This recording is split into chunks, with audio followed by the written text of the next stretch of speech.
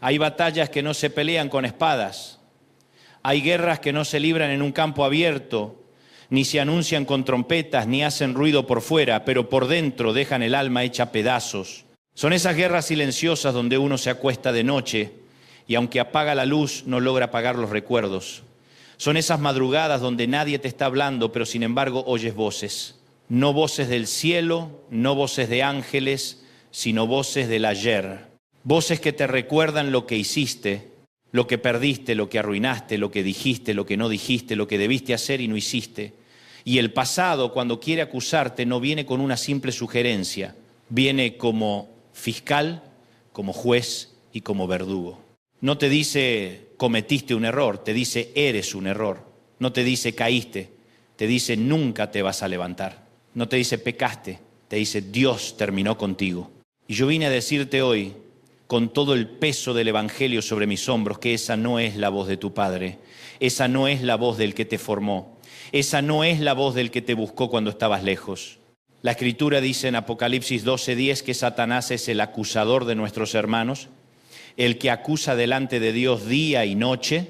Fíjate el oficio del enemigo: acusar, insistir, señalar, exponer, aplastar. Pero cuando llegamos a Romanos 8:1, Pablo levanta la voz como un trueno santo y dice: ahora pues ninguna condenación hay para los que están en Cristo Jesús, ninguna, no poca, no reducida, no negociable, ninguna. Y cuando Dios dice ninguna, el infierno no tiene derecho a decir alguna. El problema es que mucha gente vive como si Cristo hubiera perdonado su pecado, pero no su memoria. Como si la cruz hubiera servido para salvarle el futuro, pero no para sanar su pasado. Como si Jesús pudiera llevarte al cielo un día, pero no pudiera callar la vergüenza que te persigue hoy. Y eso es mentira. La sangre de Cristo no es un adorno doctrinal para colgar en una pared de iglesia. La sangre de Cristo es poder, es justicia satisfecha, es acta cancelada, es deuda clavada. Colosenses 2:13 y 14 dice que Él nos dio vida juntamente con Cristo, perdonándonos todos los pecados, anulando el acta de los decretos que había contra nosotros, quitándola de en medio y clavándola en la cruz. ¿Sabes lo que eso significa? Que aquello que te acusaba ya no está en el archivo del cielo. Aquello que el enemigo quería usar como evidencia eterna fue tomado por Jesús y clavado donde nadie puede volver a cobrarlo. Hay una diferencia inmensa entre convicción y condenación. Y esto es importante, porque no todo dolor interior viene del diablo. El Espíritu Santo sí convence de pecado, sí confronta, sí incomoda, sí te muestra lo torcido. Pero la convicción del Espíritu siempre te lleva a la cruz. La condenación del enemigo siempre te aleja de ella. La convicción te dice, eso que hiciste está mal, ven y recibe perdón. La condenación te dice, eso que hiciste eres tú, escóndete, no vuelvas, ya no hay nada para ti. La convicción trae lágrimas que limpian, la condenación trae cadenas que asfixian, la convicción restaura identidad, la condenación la mutila. Por eso tienes que aprender a discernir qué voz estás oyendo. Porque no todo lo que pesa viene de Dios y no todo lo que duele es santidad. David entendió esto de una manera brutal. No me hables de un hombre perfecto, háblame de un hombre perdonado. David cargó adulterio, engaño, sangre, desastre familiar, noches de culpa y salmos mojados de llanto. Y aún así pudo escribir en Salmo 32, 1 y 2, bienaventurado aquel cuya transgresión ha sido perdonada y cubierto su pecado. Bienaventurado el hombre a quien Jehová no culpa de iniquidad. No dice bienaventurado el impecable, no dice bienaventurado el que nunca falló, dice bienaventurado el perdonado. O sea, la dicha del reino no descansa sobre una hoja de vida sin manchas, descansa sobre la misericordia de un Dios que decide no imputarte aquello que Cristo ya cargó. Y si David, después de semejante naufragio moral, pudo cantar otra vez, entonces no me vengas con que tu historia dejó a Dios sin recursos. Y aquí hago una aplicación pastoral muy clara. El pasado es peligroso no solo por lo que recuerda, sino por cómo interpreta lo que recuerda. Porque una cosa es decir fallé y otra muy distinta es concluir ya no valgo. Una cosa es llorar un pecado y otra permitir que ese pecado se convierta en apellido. El Evangelio no niega tu caída, pero se niega a dejar que tu caída tenga la última palabra. El reino no funciona con la lógica del museo donde todo queda congelado detrás de un vidrio. El reino funciona con la lógica de la resurrección. Dios toca lo que parece final y lo convierte en comienzo. Toca una tumba y la vuelve testimonio. Toca una negación y la vuelve prédica. Toca una ruina y la vuelve altar. Ese es el Dios de las Escrituras. Mira Pedro. Si alguien tenía razones para vivir perseguido por el pasado, era Pedro. No negó a un vecino, no le falló a un socio, no traicionó a un amigo cualquiera. Negó al Señor. Negó al que le lavó los pies, negó al que le abrió los ojos, negó al que le cambió el nombre. Y lo hizo 3 veces, no una, con juramento, con miedo, con cobardía. Y cuando cantó el gallo, no se le rompió la reputación, se le rompió el alma. Ahora imagina esa escena dándole vueltas por dentro. Cada amanecer recordándole su peor noche, cada nuevo gallo en Jerusalén sonando como un martillo en la conciencia. Sin embargo, el Cristo resucitado no fue a buscar a Pedro para humillarlo, fue a restaurarlo. No fue a decirle, ¿ves que no servías? Fue a preguntarle, ¿me amas? Porque Dios no se deleita en tu vergüenza, se deleita en tu restauración. Y ahí está uno de los grandes misterios de la gracia.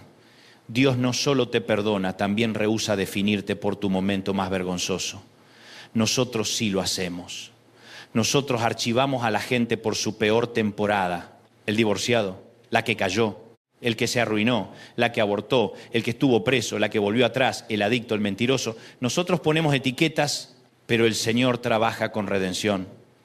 El Señor ve un Simón impulsivo, dice Pedro, ve un perseguidor de cristianos, y dice Pablo. Ve un recaudador despreciado, y dice Mateo. Ve un endemoniado entre sepulcros y ve un evangelista en Decápolis. Esa es la diferencia entre el cielo y la religión.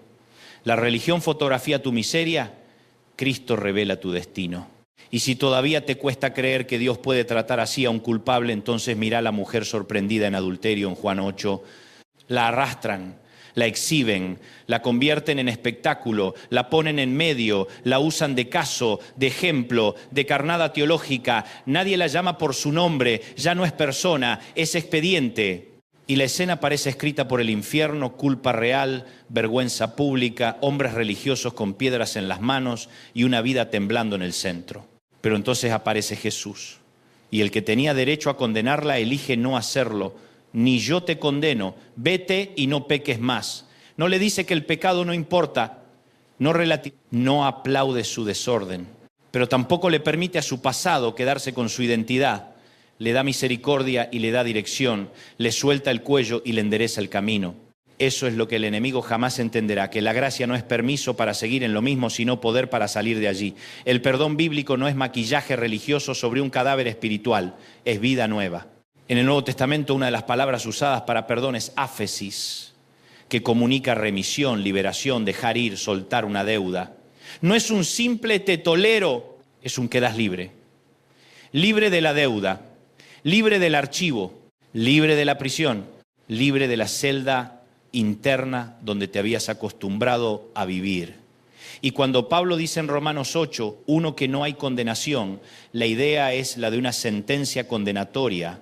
O sea, en Cristo no solo mejoró tu situación judicial, cambió por completo tu veredicto. El martillo ya no cae sobre tu cabeza porque cayó sobre Cristo en la cruz. Y alguno dirá, sí, pero yo entiendo que Dios perdona, lo que no puedo es perdonarme a mí mismo. Déjame hablarte con ternura, pero también con verdad. A veces eso que llamamos no puedo perdonarme es una forma refinada de soberbia herida. Porque suena humilde, pero en el fondo dice, la sangre de Cristo alcanza para otros, pero no para mí. El sacrificio del Calvario es suficiente para el mundo, menos para mi caso. Y no, querido, no eres tan poderoso como para que tu pecado sea más grande que la gracia de Dios. No eres tan excepcional como para que tu vergüenza sea más profunda que la cruz. No eres el primer fracaso que Cristo no sabe tratar. Si Él dijo consumado es, entonces no te corresponde vivir como si todavía faltara pagar una cuota. Y ojo, no estoy hablando de amnesia espiritual. No estoy diciendo que no habrá consecuencias temporales. Hay heridas que requieren proceso. Hay vínculos que necesitan reconstrucción. Hay temporadas donde el alma debe reaprender a caminar, pero una cosa es consecuencia y otra condenación. Una cosa es disciplina y otra expulsión. Una cosa es cosechar lo sembrado y otra creer que Dios te cerró la puerta para siempre. Y eso último no es evangelio. el Evangelio dice que en Cristo, aún en medio del proceso, el Padre sigue siendo Padre, sigue corrigiendo, sí, sigue formando, claro, pero forma a sus hijos desde el amor, no desde el desprecio. Por eso Lucas 15 nos rompe el pecho. El hijo pródigo ensaya un discurso de esclavo, pero se encuentra con el corazón de un padre. La Biblia dice que cuando aún estaba lejos el padre lo vio, fue movido a misericordia, corrió, se echó sobre su cuello y le besó. Aún estaba lejos. Ni siquiera había terminado su discurso, ni siquiera había corregido todos los desastres, ni siquiera había demostrado fidelidad sostenida, y el padre ya venía corriendo. Porque el amor de Dios no empieza cuando tú te vuelves impecable, empieza en el momento en que giras el corazón hacia casa. El muchacho venía oliendo a fracaso, a hambre, a miseria, a decisiones estúpidas, pero el padre no besó su pasado, besó su regreso. Hay gente que vive en la casa del padre con mentalidad de jornalero. Ya volvieron, ya están dentro, ya cantan, ya sirven, ya oran, ya levantan manos, pero por dentro siguen diciendo no soy digno, no soy digno, no soy digno. Y es verdad, no lo eres. Ninguno lo es. Esa es precisamente la esencia de la gracia. Si fuera por dignidad, nadie entra. Si fuera por merecimiento, nadie se sienta a la mesa. Si fuera por currículum, nadie aguanta el escrutinio del cielo. Entramos por la sangre, no por rendimiento. Somos recibidos por Cristo, no por puntaje. Y mientras no entiendas eso, vas a seguir obedeciendo como esclavo en vez de caminar como hijo. Hay algo más.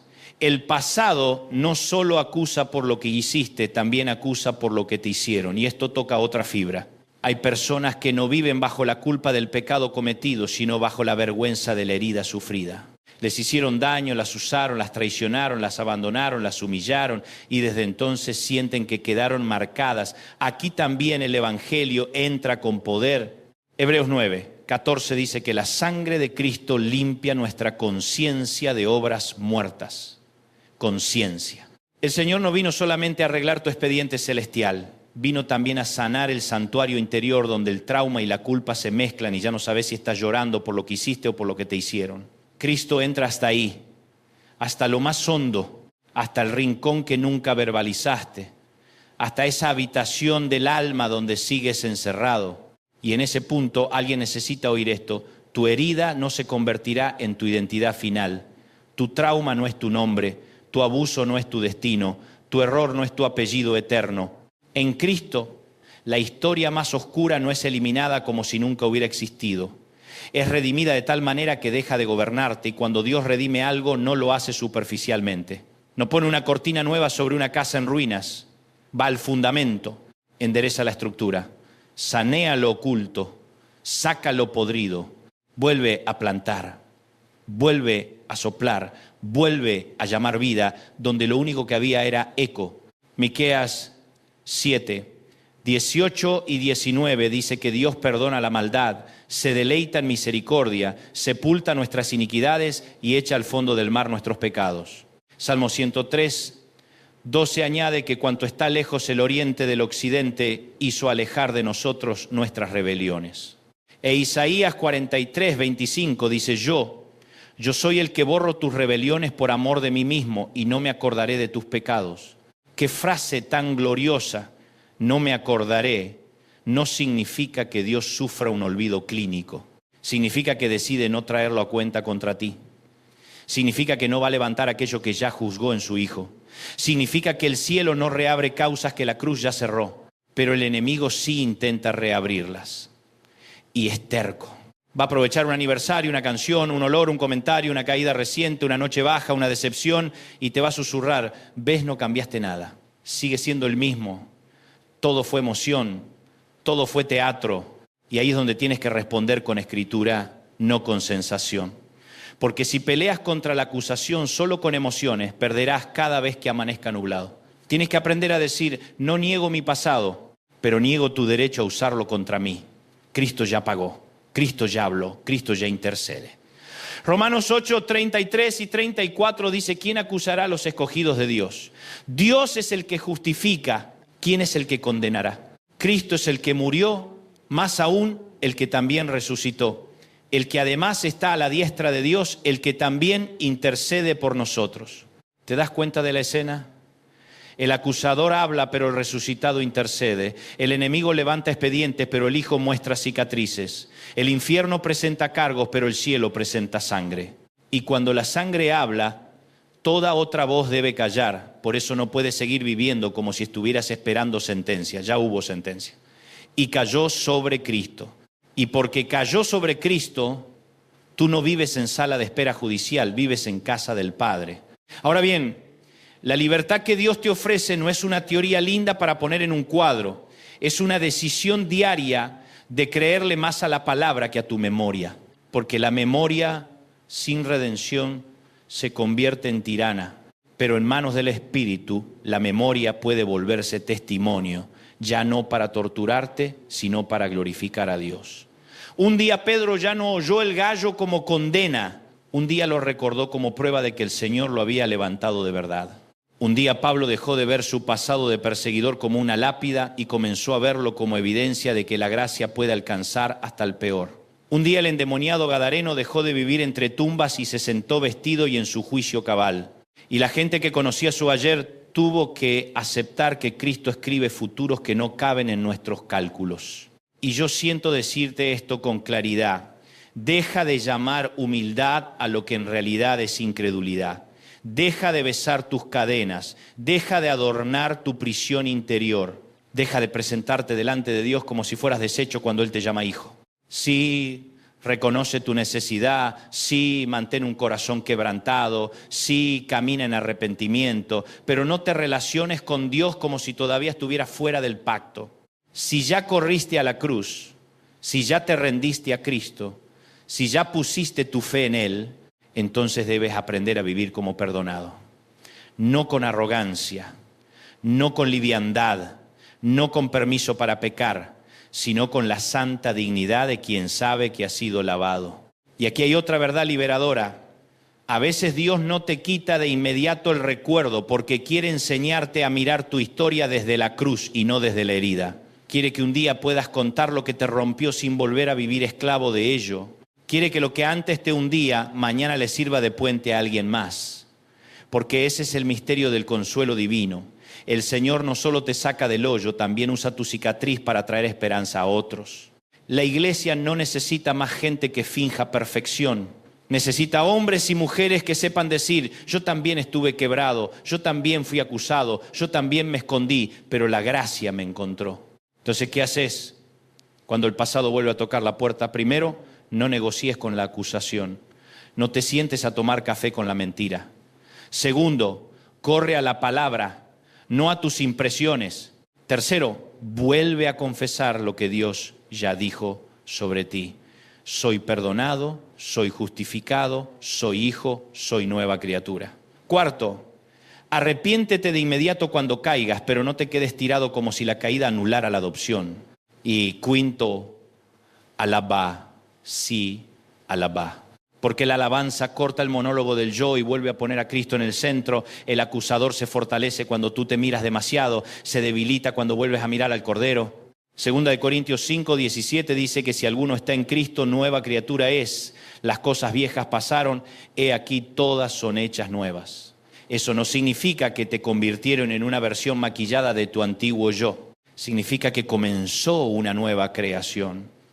Y las cosas viejas pasaron no quiere decir que nunca más tendrás recuerdos. Quiere decir que ya no tienen señorío legal sobre tu identidad. Antes te gobernaban, ahora ya no. Antes te definían, ahora ya no. Antes te condenaban, ahora ya no. Porque el centro ya no es tu ayer, sino Cristo resucitado. Así que hoy, en el nombre del Señor, yo le hablo a la conciencia cautiva, al corazón avergonzado, a la memoria enferma de culpa, al creyente que sirve pero se siente sucio, a la mujer que sonríe pero todavía se castiga por dentro, al hombre que canta himnos pero en secreto se llama basura, al hijo pródigo que ya volvió pero aún no se sienta a la mesa, al Pedro que todavía está llorando junto al fuego, al David que cree que perdió para siempre la alegría de la salvación. Te digo, la acusación no tendrá la última palabra.